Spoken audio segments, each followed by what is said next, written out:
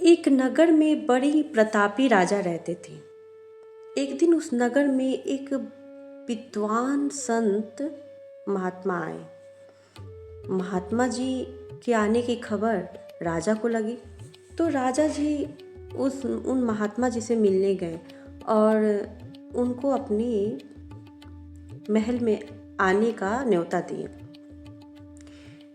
फिर क्या होता है कि वो महात्मा जी आते हैं उनके महल में। राजा बहुत उनकी अच्छे से खातिर भाव करते हैं, उनका आदर करते हैं, उनकी बहुत ज़्यादा सेवा करते हैं।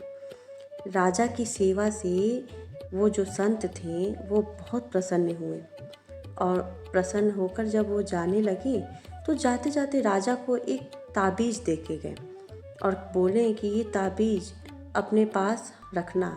जब भी तुम्हारे जीवन में कोई ऐसी विकट घड़ी आएगी, जब लगेगा कि अब तुम्हारे जीवन में कुछ भी बाकी नहीं रह गया, सब कुछ खत्म हो गया, सब समाप्त हो गया, जब समस्याएं चारों ओर से तुम्हें घेर ले, तब इस ताबीज़ में एक मंत्र है, इस मंत्र को तुम पढ़ना।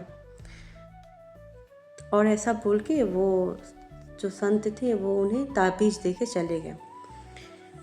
सब कुछ अच्छा चल रहा था। एक दिन क्या हुआ कि उस नगर पे दूसरे राज्य के किसी राजा ने हमला बोल दिया। युद्ध छिड़ गया। युद्ध में राजा के सारे सैनिक मारे गए, महल टूट गया और राजा हार चुके थे। राजा वहाँ से भागे और वहाँ से भागते भागते अपनी जान बचाते बचाते राजा जंगल की ओर चल पड़े। जंगल की ओर भी सैनिक उनकी पीछे पीछे पीछा कर रहे थे। अब राजा अपना जान किसी भी तरह से बचाते हुए और वो एक गुफा में जाके छिप गए। जब वो गुफा में छिप गए तो सैनिक उन्हें चारों ओर से घेर लेते हैं और राजा जब गुफा के अंदर थे तो उन्हें सैनिकों के पैर की आवाज़ सुनाई दे रही थी। राजा बहुत डरे हुए थे, एकदम सहमे हुए थे। राजा को लगा अब सब कुछ समाप्त हो गया, अब मेरी जान नहीं बचेगी, अब कुछ भी नहीं हो सकता। ऐसा सोचते सोचते राजा एकदम निढाल हो गए, थक गए थे। तभी उन्हें याद आया और वो ताबीज़ निकालते हैं। ताबीज़ वो हमेशा अपने गले में पहने रखे थे। ताबीज़ निकालते हैं और उन्हें याद आता है कि वो महात्मा जी बोले थे इस ताबीज़ में एक मंत्र है। राजा उस ताबीज़ को खोलते हैं तो देखते हैं कि उसमें लिखा हुआ है, उस ताबीज़ में एक छोटी सी पर्ची पे लिखा हुआ है कि ये समय भी जल्द ही बीत जाएगा। राजा पढ़ के थोड़ा उन्हें शांति मिलता है। राजा जब पढ़ते हैं तो उन्हें शांति मिलता है और वो खुद को शांत करने की कोशिश करते हैं।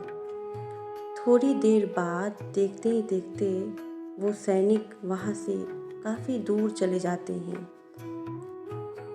जब राजा गुफा से बाहर निकल के देखते हैं, चारों ओर देखते हैं तो सैनिक कोई भी वहाँ नहीं था। सैनिक बहुत दूर जा चुके थे। तब राजा वापस महल की ओर आते हैं, फिर से अपना जीवन शुरू करते हैं। मित्रों, हम सब भी कहीं ना कहीं अपने जीवन की समस्याओं से बहुत ही जल्दी परेशान हो जाते हैं, दुखी हो जाते हैं। ऐसा लगता है कि सब कुछ समाप्त हो गया, अब कुछ नहीं बचा है। ऐसा हर किसी के जीवन में आता है, पर हम ये भूल जाते हैं कि जैसे दिन के बाद रात और रात के बाद सुबह होती ही है, ये प्रकृति का नियम है, वैसे ही सुख के बाद दुख और दुख के बाद सुख, ऐसा ये क्रम चलता ही रहता है। हमारे जीवन में कुछ भी एक समान नहीं रह सकता।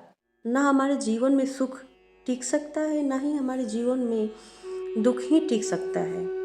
लेकिन हम सुख के पलों में तो भूल जाते हैं और दुख के पलों में घबरा जाते हैं और हमें लगता है कि अब सब कुछ समाप्त हो गया, अब कुछ भी नहीं बचा, अब कुछ हो नहीं सकता है। और याद रखना चाहिए हमें कि जैसे सुख के दिन बीत जाते हैं वैसे दुख के दिन भी बीत ही जाएंगे और फिर से सुख की घड़ी आएगी। ये दिन भी बीत ही जाएगा। राधे राधे, जय श्री कृष्ण।